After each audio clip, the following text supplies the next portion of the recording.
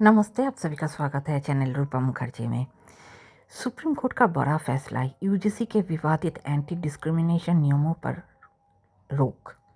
हाल ही में रोहित वेमुला की मां राधिका वेमुला ने सुप्रीम कोर्ट का दरवाज़ा खटखटाया था। उन्होंने जनहित याचिका दायर करते हुए आरोप लगाया कि 2012 में बने यूजीसी के एंटी डिस्क्रिमिनेशन नियमों की सही ढंग से लागू नहीं किया जा रहा है। यह याचिका पर सुनवाई के बाद सुप्रीम कोर्ट ने यूजीसी को निर्देश दिया कि वो नए और अधिक सख्त नियम बनाए। सुप्रीम कोर्ट के इसी निर्देश के आधार पर 13 जनवरी को यूजीसी ने नई गाइडलाइन जारी की। यूजीसी के नए नियमों पर सुप्रीम कोर्ट की रोक। नई दिल्ली में विश्वविद्यालय अनुदान आयोग यानी यूजीसी द्वारा जारी किए गए इन विवादित नियमों पर फिलहाल सुप्रीम कोर्ट ने फुल स्टॉप लगा दिया है। मुख्य न्यायाधीश सूर्यकांत और न्यायमूर्ति जयमाल्या बागची की पीठ ने इन नियमों पर अंतरिम रोक लगाते हुए कहा कि ये नियम अस्पष्ट है, इनका दुरुपयोग किया जा सकता है। ये नियम समाज को बांटने और नकारात्मक प्रभाव डालने की क्षमता रखता है। अदालत ने स्पष्ट कहा कि अगर समय रहते हस्तक्षेप नहीं किया गया तो इसके बहुत गंभीर सामाजिक परिणाम हो सकते हैं। विवाद की जड़ कहाँ है? यूजीसी ने 13 जनवरी को एक नई अधिसूचना जारी की थी जिसके कहा गया कि 2012 के जाति आधारित भेदभाव विरोधी नियम में संशोधन किया गया है। इस नए नियम के अनुसार जातिगत भेदभाव को केवल अनुसूचित जाति यानी एससी, अनुसूचित जनजाति यानी एसटी, अन्य पिछड़ा वर्ग ओबीसी के खिलाफ होने वाले भेदभाव माना गया। इसका सीधा मतलब ये हुआ कि सामान्य यानी अनारक्षित वर्ग, जिसे जनरल और अनरिजर्व कैटेगरी छात्र और शिक्षक है, अब जातिगत भेदभाव की शिकायत दर्ज ही नहीं कर सकते। यही से इस नियम को लेकर देश भर में विवाद शुरू हो गया। रोहित वेमुला मामला और सुप्रीम कोर्ट की भूमिका। रोहित वेमुला की मृत्यु ने पूरे देश को झंझोड़ दिया था। 2016 में हैदराबाद केंद्रीय विश्वविद्यालय के ये शोध छात्र ने आत्महत्या कर ली थी।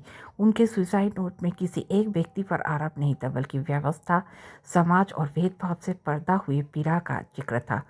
इसी पृष्ठभूमि में उनकी मां राधिका वेमुला ने सुप्रीम कोर्ट में याचिका दाखिल की। उन्होंने कहा कि 2012 की एंटी डिस्क्रिमिनेशन नियम सिर्फ कागजों तक सीमित रह गया है। इसके बाद सुप्रीम कोर्ट ने यूजीसी को नया नियम बनाने का आदेश दिया, जिसके परिणाम स्वरूप 13 जनवरी को नए गाइडलाइन आए। देश भर में हुआ विरोध का प्रदर्शन। यूजीसी के नए नियमों के खिलाफ अनारक्षित और उच्च जाति के छात्र सड़कों पर उतर आए।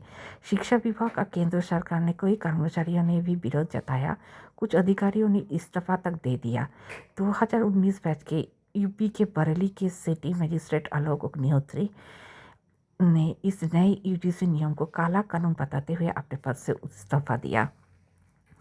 राजनीतिक दबाव और चुनावी चिंता। इस विरोध का राजनीतिक असर भी देखने लगा। उत्तर प्रदेश में चुनाव नज़दीक थे। राजनीतिक विश्लेषकों ने आशंका जताई कि उच्च जाति के छात्रों को नाराज़गी वोटों की प्रभावित कर सकते हैं। इस दबाव में सत्तारूढ़ दल को भी मध्य मार्ग खोजने पर मजबूर कर दिया गया।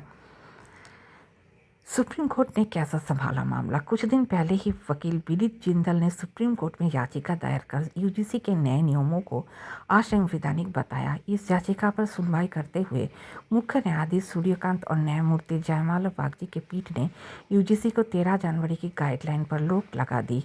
हालांकि कोर्ट ने यह भी स्पष्ट किया कि 2012 की पुरानी एंटी डिस्क्रिमिनेशन गाइडलाइन जो सलाह के रूप में थी वो फिलहाल लागू रहेगी।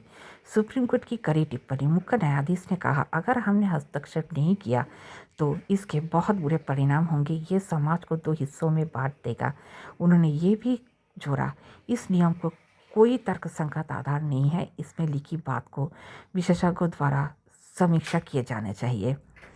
इस मामले की अगली सुनवाई 19 मार्च को होगा। हमारा नज़र रहेगा इस खबर के ऊपर।